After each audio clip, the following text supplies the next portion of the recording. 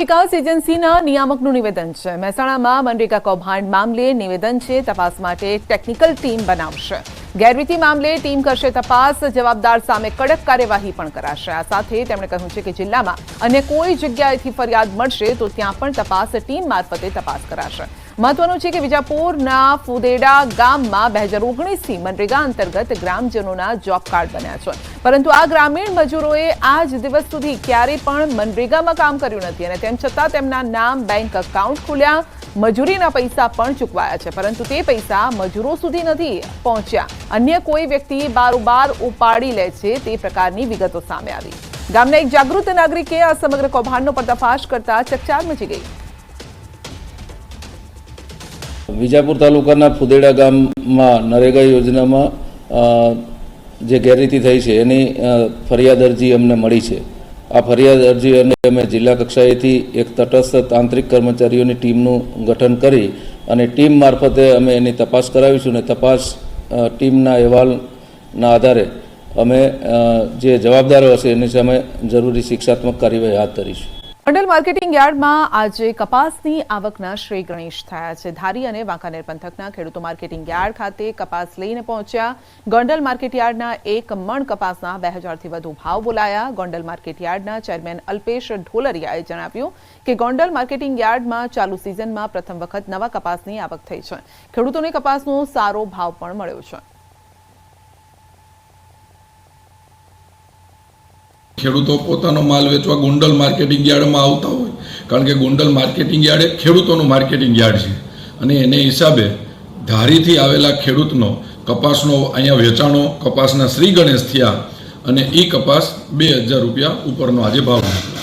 તબીબી યુવતી સાથે બનેલ ઘટના બાદ સમગ્ર દેશમાં જનાક્રોશ જોવા મળી રહ્યો છે, જેને લઈને અખિલ ભારતીય સંસ્કૃતિ દળ દ્વારા અમદાવાદ શહેરના પાલડી વિસ્તારથી લઈ ધરણીધર સુધી કેન્ડલ માર્ચનું આયોજન કરાયું। સાથે જ આ ઘટનામાં કડક કાર્યવાહીની માંગ સાથે સોશિયલ મીડિયા પર ઉશ્કેરણીજનક કન્ટેન્ટનું પ્રસારણ અટકાવવામાં આવે તેવી પણ માંગ કરવામાં આવી છે।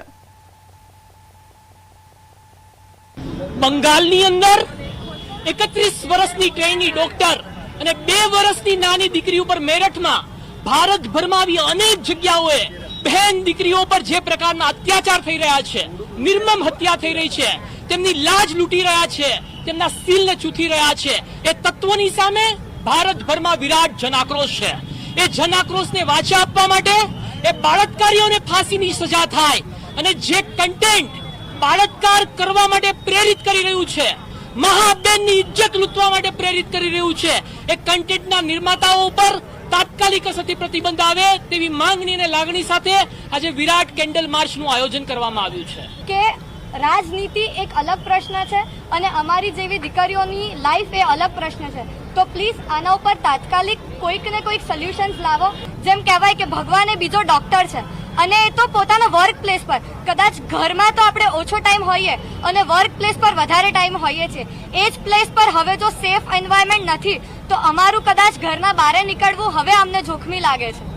जो भी घटना भारत देश के अंदर बनी है, पीछे बन गई है और इसकी कोई श्योरिटी नहीं है कि आगे नहीं बनेगी, तो जो भारत में जो घटना बनी है वो जो भारतीय संस्कृति के बिल्कुल विरुद्ध दिशा में जा रही है।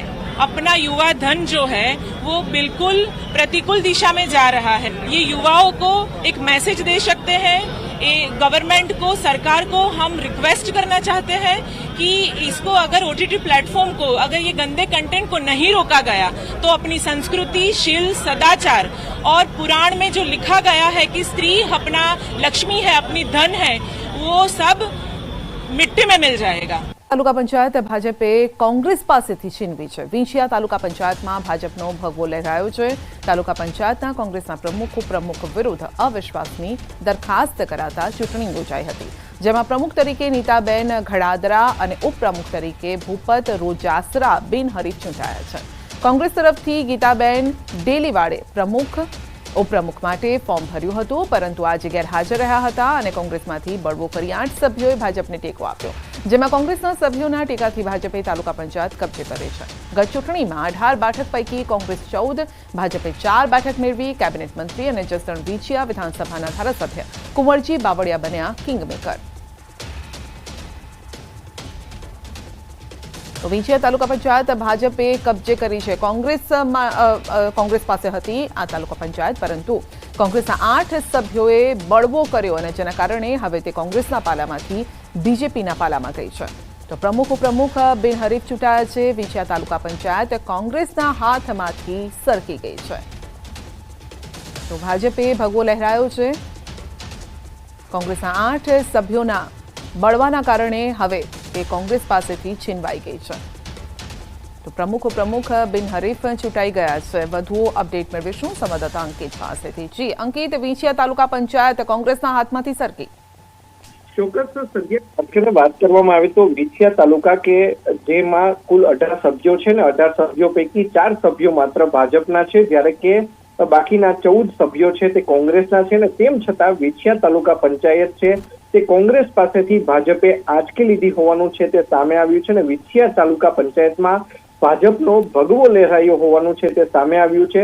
થોડાક સમય પૂર્વે જ કોંગ્રેસના પ્રમુખ અને ઉપપ્રમુખ વિરુદ્ધ અવિશ્વાસની દરખાસ્ત મૂકવામાં આવી હતી અને જેના કારણે આજરોજ ચૂંટણી યોજાઈ હતી. ત્યારે ભારતીય જનતા પાર્ટીના જે સભ્ય છે નીતાબેન ગઢાદરા તેઓ પ્રમુખ તરીકે ચૂંટાઈ આવ્યા છે, જ્યારે કે ઉપપ્રમુખ તરીકે ભૂપત રોજાસરા છે તે બિનહરીફ તરીકે ચૂંટાયા છે. કોંગ્રેસના 8 જેટલા સભ્યોએ ભારતીય જનતા પાર્ટીના આ બંને જે પ્રમુખ અને ઉપપ્રમુખના નામોની જેમની દાવેદારી કરી હતી તેમને બિનહરીફ છે તે સમર્થન આપ્યું છે. બિલકુલ, આપનો આભાર. જય સિયારામ પેંડાની દુકાન સીલ કરાઈ છે. પેંડામાં ફૂગ નીકળતા ગ્રાહકે ફરિયાદ કરી હતી. એએમસીએ જય સિયારામ પેંડાનું એકમ સીલ કર્યું છે. એક તો તહેવારી સિઝન, ગઈકાલે ભરપૂર મીઠાઈ ખરીદવામાં આવી છે, બહેનોએ ભાઈઓને ખવડાવી છે અને તેવામાં આપ જોઈ શકો છો કે પેંડામાંથી ફૂગ જોવા મળી છે અને જેના કારણે આ એકમને સીલ કરવામાં આવ્યું છે.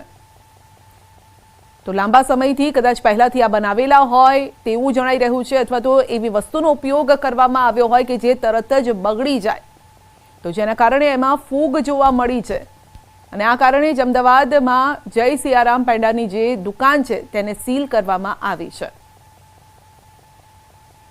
અંકલેશ્વરમાં લાંબા સમયના વિરામ બાદ વરસાદનું આગમન થયું છે. અંકલેશ્વર જીઆઈડીસીના વિવિધ વિસ્તારોમાં વરસાદ વરસ્યો. વાલિયા ચોકડી, ભડકોદરા, કાપોદરા અને કોસંબડી સહિતના વિસ્તારોમાં વરસાદ વરસ્યો. ઉકળાટ વચ્ચે વરસાદ વરસતા વાતાવરણમાં ઠંડક પ્રસરી છે. તો વધુ અપડેટ મેળવીશું સંવાદદાતા ભાવિન પાસેથી. જી ભાવિન, અંકલેશ્વર, ભરૂચમાં પણ આજે વરસાદ છે, એટલે ગ્રામ્ય અને શહેરી વિસ્તારમાં આજે વરસાદ જોવા મળી રહ્યો છે. જી, સવારથી જ કાળા ડિબાંગ વાદળો અહીં ભરૂચ અને અંકલેશ્વર ના સિટી એરિયા અને જે ગ્રામ્ય વિસ્તાર છે એમાં દેખાઈ રહ્યા હતા. અચાનકથી ઘણો વરસાદ પડ્યો છે, પ્રજાને પણ અચાનક હાલાકી પડી હતી. વરસાદ પડવાથી ખેડૂતોને થોડો આંચકારો બી મળી આવ્યો છે અને જે પરિસ્થિતિ છે તે ઠંડક અનુભવે એવી થઈ ગઈ છે. જી આપનો આભાર. નવસારી જિલ્લાના વાતાવરણમાં પલટો જોવા મળ્યો છે. ગણદેવી, ચીખલી તાલુકામાં ભારે વરસાદ સાથે ધોધમાર વરસાદનું આગમન થયું છે. નવસારી શહેરમાં વાદળછાયા વાતાવરણ બાદ શહેરમાં બપોરના સમયે આ વરસાદ શરૂ થયો. તો કબીરપુર, કાલિયાવાડી, જુનાથણા સહિતના અનેક વિસ્તારમાં વરસાદની શરૂઆત થઈ છે. પવન સાથે વરસાદની એન્ટ્રી થઈ છે. વાતાવરણમાં ઠંડક પ્રસરી છે. હવામાન વિભાગ દ્વારા નવસારી સહિત દક્ષિણ ગુજરાતમાં છૂટાછવાયા વરસાદની આગાહી છે અને આગાહી વચ્ચે જ વરસાદનું આગમન થયું છે. તો લાંબા સમય બાદ વરસાદ વરસી રહ્યો છે. સારો એવો વરસાદ આજે જોવા મળ્યો છે. જો કે હવામાન વિભાગ અને હવામાન નિષ્ણાતો પણ કહી રહ્યા છે કે વરસાદનો નવો રાઉન્ડ હવે શરૂ થઈ રહ્યો છે. તો 23 તારીખથી ભારે વરસાદની આગાહી પણ છે અને આ વચ્ચે જ દક્ષિણ ગુજરાતમાં આજે વરસાદની રમઝટ જોવા મળી રહી છે. તો ગ્રામ્ય વિસ્તારોમાં વરસાદ છે અને એ પ્રકારે ધોધમાર વરસાદ વરસી રહ્યો છે કે વિઝિબિલિટી પણ નથી, એટલે વાહન ચાલકોએ પણ સાચવીને વાહનો ચલાવવા પડે તે પ્રકારની સ્થિતિ છે. વધુ અપડેટ મેળવીશું સંવાદદાતા ભાવિન પાસેથી. જી ભાવિન, લાંબા સમય બાદ વરસાદની એન્ટ્રી છે, આગાહી મુજબનો વરસાદ. જે ચોક્કસથી સંધ્યા, જો વરસાદને લઈને વાત કરવામાં આવે તો એક વીકના વિરામ બાદ નવસારી જિલ્લામાં ફરી ધોધમાર વરસાદની શરૂઆત થઈ છે. સવારથી જે રીતના વરસાદી વાતાવરણ સર્જાયું હતું એના કારણે બપોર બાદ એટલે કે બપોરના સમયે જે આકરો તાપ હતો, આકરા તાપ બાદ અત્યારે ધોધમાર વરસાદ નવસારી જિલ્લાના ખાસ કરીને ગણદેવી અને ચીખલી તાલુકામાં વરસી રહ્યો છે અને એના કારણે વાતાવરણમાં ઠંડક તો પડતી છે, પરંતુ ધોધમાર વરસાદના કારણે જે છે ખેડૂતો પણ ખુશખુશાલ થઈ ચૂક્યા છે. અને બીજી બાજુ નવસારી શહેરની વાત કરવામાં આવે તો નવસારી શહેરમાં બી હાલ ધીમી ધારે સંધ્યા વરસાદ વરસી રહ્યો છે. ઘટી દુર્ઘટના ઘટી, કંઈક આવું જ થયું છે. એક સીસીટીવીમાં કેદ થયું છે. પાઉંભાજીની દુકાન પર મોબાઈલ ચોરીનો બનાવ બન્યો છે. સીસીટીવીમાં કેદ થઈ છે આ ઘટના, જેમાં તસ્કર તો કેમેરામાં જોવા મળ્યો, પરંતુ તેની કળા પણ કેદ થઈ ગઈ. વાત છે મુંબઈના વસઈ પશ્ચિમના સમતાનગર વિસ્તારની, કે જ્યાં મોબાઈલ ચોરીનો બનાવ સીસીટીવીમાં કેદ થયો છે.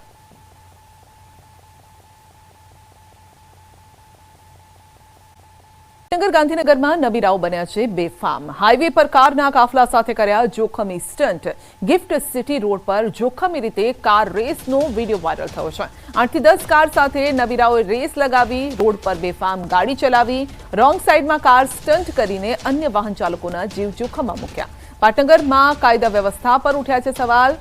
શું આ નબીરાઓને પોલીસનો ડર નથી? રોંગ સાઈડમાં કાર રેસ, ટ્રાફિક પોલીસ શું કરી રહી છે? કેમ તેમની નજરે ન આવી આ પ્રકારની રેસ?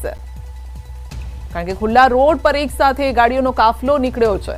જાણે કે કોઈ ફિલ્મનું દ્રશ્ય હોય તે પ્રકારના દ્રશ્યો જોવા મળી રહ્યા છે. વધુ અપડેટ મેળવીશું સંવાદદાતા ઋત્વિજ પાસેથી. જી ઋત્વિજ, આ નબીરાઓને પોલીસનો ડર નથી. સવાલ એ છે કે પોલીસ શું કરી રહી છે?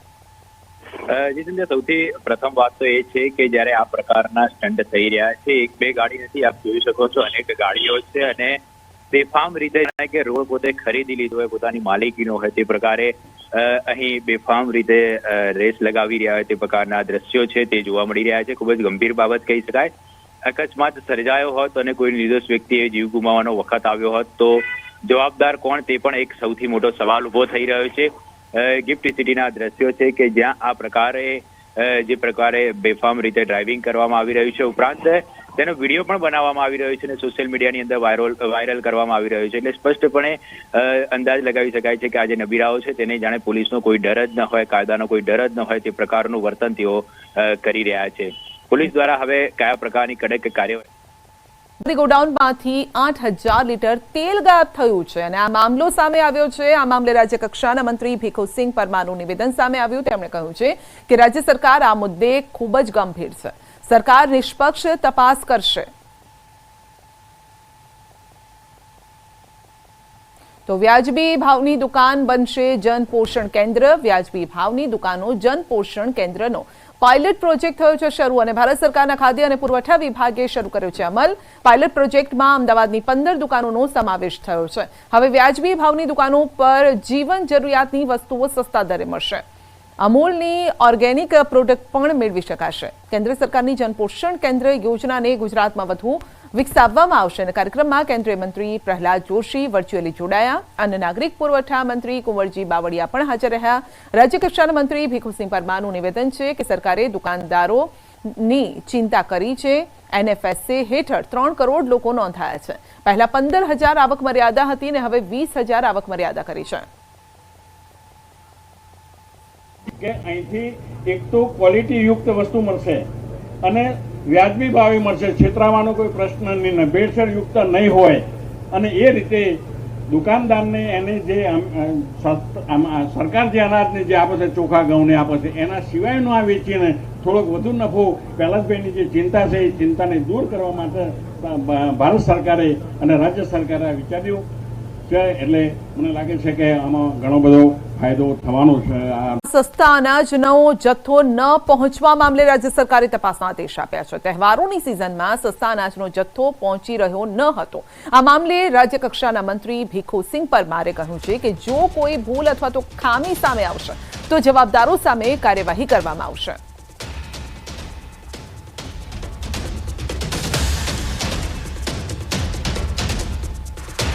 રાશન પૂરેપૂરું મોકલવાની પૂરેપૂરી વ્યવસ્થા ગોઠવાયેલી છે, પણ કેટલાક કોઈ કારણોસર ન પહોંચ્યું હોય તો ઝડપથી જો પહોંચાડી શકાય એ માટેની તંત્ર વ્યવસ્થા કરી રહ્યું છે. તપાસ ચાલી રહી છે. તપાસ અમે કોઈને છોડવા માંગતા નથી.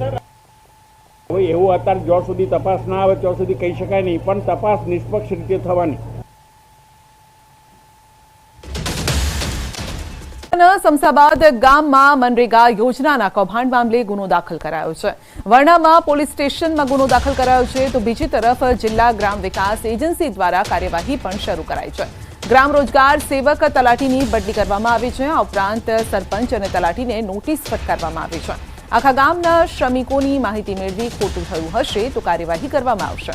મહત્વનું છે કે સમસાબાદ ગામમાં મનરેગા યોજનામાં કૌભાંડનો આક્ષેપ થયો છે. મૃતક મહિલાના નામની હાજરી પૂરી નાણાંની ઉચાપત કરવામાં આવી હતી. જોકે ફરિયાદ થયાને 24 કલાક થયા બાદ પણ પોલીસ આરોપીને પકડવામાં નિષ્ફળ રહી છે. અરજદારશ્રીનું કહેવું એવું છે લાલજીભાઈનું કે આ પૈસા મારા માતૃશ્રીના મૃત્યુ પામ્યા પછી કામ ઉપર એમને બતાવવામાં આવ્યા છે અને એ પૈસા ખાતામાં જમા થયા પણ એ ખાતા અમોએ ઉપાડ્યા નથી. આવી એમણે એક ધોરણસરની ફરિયાદ કરી. એના આધારે અમોએ ફરિયાદના આધારે તપાસ કરાવી અને માનનીય ડીડીઓ સાહેબની સૂચનાથી એસપી સાહેબનો એક પ્રાથમિક અહેવાલ મેળવવાનું અમે નક્કી કર્યું. એસપી સાહેબના અહેવાલના આધારે અમે ગ્રામ રોજગાર સેવક અને ટેકનિકલ આસિસ્ટન્ટ જે આમાં સીધા ઇન્વોલ્વ હતા એ બેની તાત્કાલિક બદલી કરી અને એ બંને સામે ખાતાકીય તપાસની પણ પ્રક્રિયા શરૂ કરી. આ મનરેગા યોજના ની ચીટ કરેલ હોય જેથી એ બાબતે ટીડીઓ વડોદરા નાઓએ માધુરીબેન પટેલ નાઓએ અત્રેના પોલીસ સ્ટેશનમાં ફરિયાદ આપેલ છે અને હાલમાં આ ફરિયાદ અનુસંધાને કોણ આરોપી છે એની તપાસ તજવીજ